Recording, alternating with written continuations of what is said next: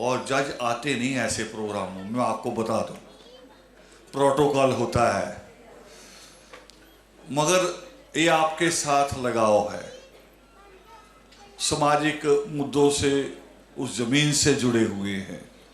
और मुझे उन्होंने अभी आते ही याद कराया कि जिन दिनों आप सिरसा में मूवमेंट कर रहे थे तब हमारी कहीं मुलाकात रही, मेरे जहन में नहीं था मगर रही। एक बड़ा ग्रुप था और उसी ग्रुप में थे जिनको सच्चा सौदा वालों ने गोली मारी, उसी ग्रुप का हिस्सा थे छत्रपति जी। छत्रपति जी जिनको सिरसा डेरा बाबा ने गोली मरवाई। तो उस वक्त हम मिलते रहे, काम करते रहे हैं। तो अब मैं उनसे रिक्वेस्ट करूंगा कि अब बहुत बच्चे हमारे लॉ से जुड़ रहे हैं, बहुत सारे बच्चे, और इसलिए मुझे ज़्यादा इसलिए उत्साह था कि हमारे बच्चों को बहुत अच्छी गाइडेंस मिलेगी। जय वाल्मीकि।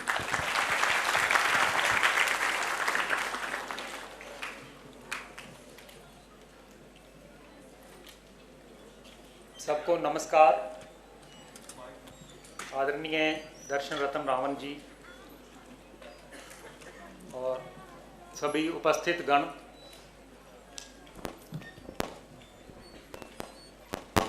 वास्तव में जब आप कह देते हो कि ये जज है तो उसको ज़्यादा बोलने का कुछ उससे उम्मीद नहीं करनी चाहिए आपको, क्योंकि उसका सिर्फ सुनने का काम है।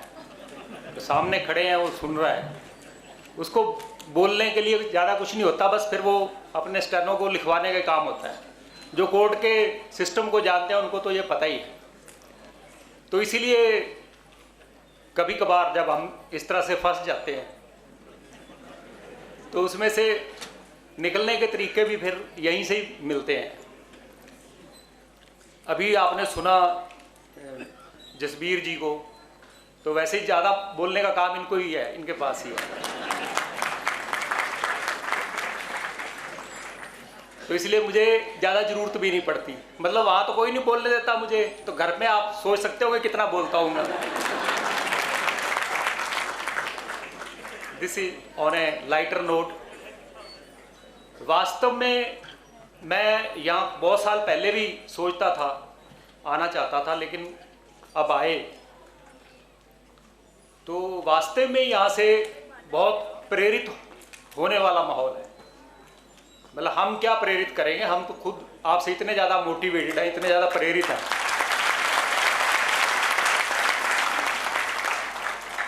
बहुत बहुत सालों बाद ऐसा कोई माहौल देखने को मिला है या ऐसी चीज़ें सुनने को मिल रही हैं कि क्या कोई शिक्षा के लिए भी इतना पागल हो सकता है कि जी हाँ हमें इसे करना ही है। ये पहली बार सुना है। और ये उतावलापन, या जिसको मैं धृष्टता कर रहा हूं पागलपन कहने की, ये जो मिशन रावण जी ने जो शुरू किया है, मैं इनसे कह ही रहा था 1990-91 में मैं सिरसा में वकालत करता था डिस्ट्रिक्ट कोर्ट में लॉ करने के बाद। तो जैसे नए वकील आते हैं, मैं भी एक नया वकील था, हमारे पास बहुत ज़्यादा काम था नहीं, वकीलों के पास कहाँ काम होता है शुरू में आते हैं, तो खाली थे हम। मैं डिस्ट्रिक्ट बार एसोसिएशन का सेक्रेटरी था, तो खाली है तो इलेक्शन लड़ लिया, सेक्रेटरी बन गए बार के। तो हम अपनी जो ग्रुप था हमारा काफ़ी अच्छा था, एक्टिव था, और सोशल वर्क क्योंकि यूनिवर्सिटीज़ में हम थोड़े एक्टिव थे तो इसलिए वहाँ भी उस तरह से थोड़े एक्टिव थे। तो इनको पहली बार जब मैंने वहाँ सुना तो हम कई दिन तक आके डिस्कशन करते रहे आपस में कि भाई ऐसे लोग बहुत आते हैं, बड़े बड़ी बातें करते हैं, और कुछ दिनों बाद पता लगता है कि कोई एमएलए बन गया, कोई मंत्री बन गया, और फिर समाज अपनी जगह और वो किसी और जगह। इस तरह की शंकाएं सबके दिमाग में चलती थी। लेकिन जो बातें इन्होंने वहाँ पे कही, खास करके समाज के बारे में, शिक्षा के बारे में, वो जरूर हमारे दिमाग के अंदर अटक गई।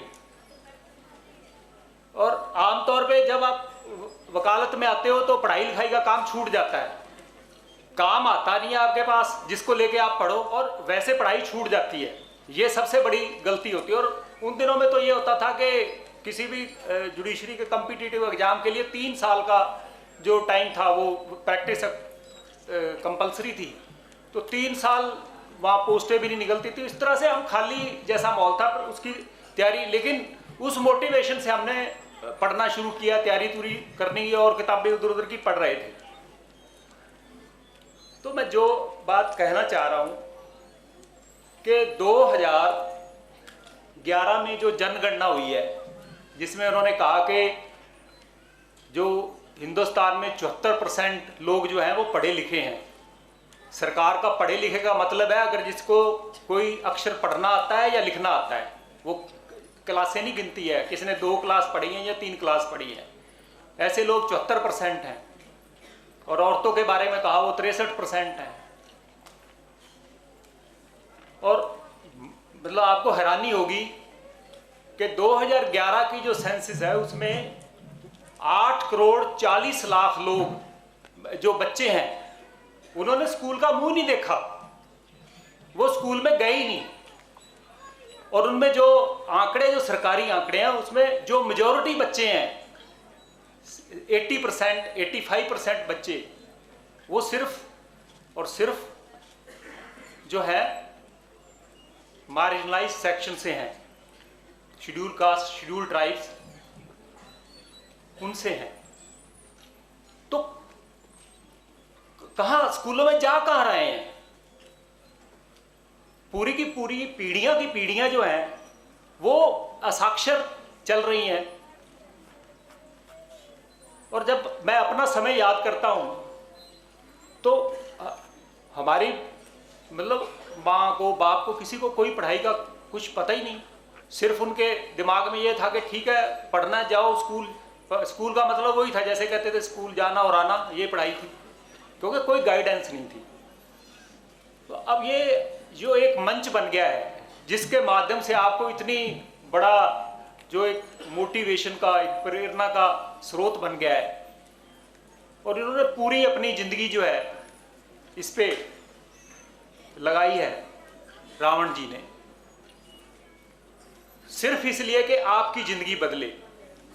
आप इंडिविजुअली जो आप जब आप कुछ बनेंगे, आगे बढ़ेंगे, कोई प्रोफेसर बनेगा, कोई डॉक्टर बनेगा, कोई जज बनेगा, कोई आईएएस बनेगा, कोई आईपीएस बनेगा, जो गाड़ियां आएंगी, जो बंगले आएंगी, जो मोटी तनख्वाहें आएंगी, जो कुछ आएगा वो आपके पास आएगा, इनके पास नहीं आएगा। वो सब कुछ आपके पास आएगा, आपकी जिंदगी बदलेगी। लेकिन इनका जो मिशन है ये इससे बहुत बड़ा है, बहुत गहरा है। वो चाह रहे हैं कि आप जब इस तरह से बदलोगे, एक एक करके जब बदलोगे, तो पूरा का पूरा जो समाज है वो बदल जाएगा। अगर उन्होंने खुद के लिए कुछ करना होता तो वो कब से एमएलए, मंत्री बन के कब से कई पेंशनें ले रहे होते। उनका ये मिशन नहीं है। उनका मिशन है पूरे के पूरे समाज को आगे लेके जाना और पूरे जो मेन स्ट्रीम है उसके अंदर लेके जाना, बड़ी बड़ी जगहों पे देखना। और जब आप आगे जाते हो, आगे जाओगे, बैठोगे, उन कुर्सियों पे बैठोगे जिसकी तरफ आप देखते हो आज, तो बहुत फर्क पड़ेगा, सब कुछ बदलेगा, सब कुछ चेंज होगा। कोई जो कहते हैं कि इस केस, ये कानून है, इसका बड़ा मिसयूज होता है, इस कानून का बड़ा मिसयूज होता है, उस कानून का बड़ा मिसयूज होता है। अगर उन्होंने वो मिसयूज कभी भुगता होगा, अगर उस तरह की कोई डिस्क्रिमिनेशन या भेदभाव उन्होंने भुगता होगा, अगर वो आदमी उस कुर्सी पे आएगा तभी तो वो जान पाएगा कि ये भेदभाव क्या होता है। दूसरे आदमी महसूस ही नहीं कर सकता, चाहे वो कितना भी बड़ा हो। वो कॉन्शियस, एक चेतन लेवल पे अपनी शिक्षा के बल पे या अपने सामाजिक सरोकारों को रख के ये सोच सकता है। लेकिन जब तक आप खुद वहां पे नहीं बैठोगे तब तक वो आपको न्याय नहीं मिलेगा, आपको वो न्याय कभी नहीं देगा, वो आपको न्याय कोई नहीं देगा। वो न्याय सिर्फ आपने लेना है और आप ही ले सकते हो। और इसलिए मैं कहता हूं कि आप पीछे हिंदू के अंदर मैंने अखबार में रिपोर्ट हुआ है 2013 के अंदर एक डीजीपी रैंक का ऑफिसर रिटायर होके अपने गांव में वापस जाता है, बड़े पटेलों का गांव है, और वहां जाके एक महाभोज का आयोजन करता है कि मैं रिटायर होके आऊं, और अखबार की रिपोर्टिंग में लिखा है कि गांव के सैकड़ों पटेलों के लड़कों को उसने पुलिस में भर्ती करवाया। लेकिन जिस दिन वो महाभोज करने आता है, एक पटेल गांव से उसके महाभोज में नहीं आता। इसका क्या मतलब है? जो गंदगी, जो सदियों से गंदगी दिमाग में भरी है, उसको कोई चीज साफ नहीं कर रही। ना उसको वो उसकी पढ़ाई साफ कर रही है, ना जो आपने पावर ली वो भी उस पर कोई असर नहीं दिखा रही है।